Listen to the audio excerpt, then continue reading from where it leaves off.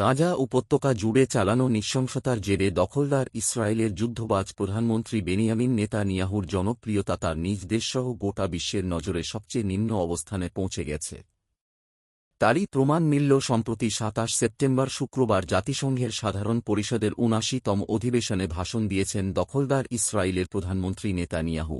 তবে তিনি মঞ্চে ওঠার পরপরই সেখানে উপস্থিত অনেক রাষ্ট্রপ্রধান এবং তাদের প্রতিনিধিরা তৎক্ষণাৎ বের হয়ে যান।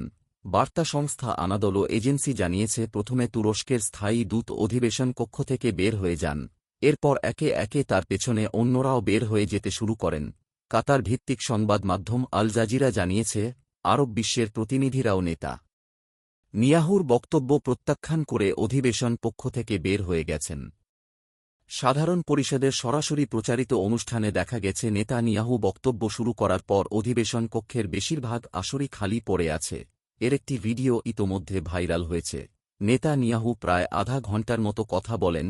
ওই সময় তিনি তার প্রতিপক্ষ হামাস ও হিজবুল্লাহকে নিয়ে আলোচনা করেন। নেতানিয়াহু বলেন, যতদিন পর্যন্ত তারা তাদের লক্ষ্য অর্জন না করবেন ততদিন যুদ্ধ অব্যাহত রাখবেন। গাজায় যুদ্ধবিরতির সম্ভাবনা পুরোপুরি নাকচ করে দিয়ে ইসরায়েলের প্রধানমন্ত্রী বেনিয়ামিন নেতানিয়াহু বলেছেন, চূড়ান্ত বিজয় অর্জনের আগ পর্যন্ত সেখানে অভিযান চালাবে ইসরায়েল বাহিনী। সেই সঙ্গে গত এক সপ্তাহ ধরে লেবাননে যে অভিযান চালাচ্ছেন ইসরায়েলের বিমান বাহিনী তাও অব্যাহত থাকবে বলে জানিয়েছেন তিনি।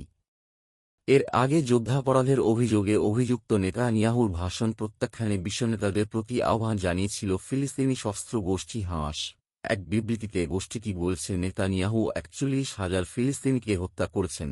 তার জাতিসংঘে ভাষণ নয়, কারাগারে থাকা উচিত। ধারণা করা হচ্ছে, হামাসের এমন আহ্বানে সাড়া দিয়েই বিশ্বের যুদ্ধবিরোধী দেশগুলো নেতানিয়াহুর ভাষণ না শুনে অধিবেশন থেকে বের হয়ে যাওয়ার সিদ্ধান্ত নেন।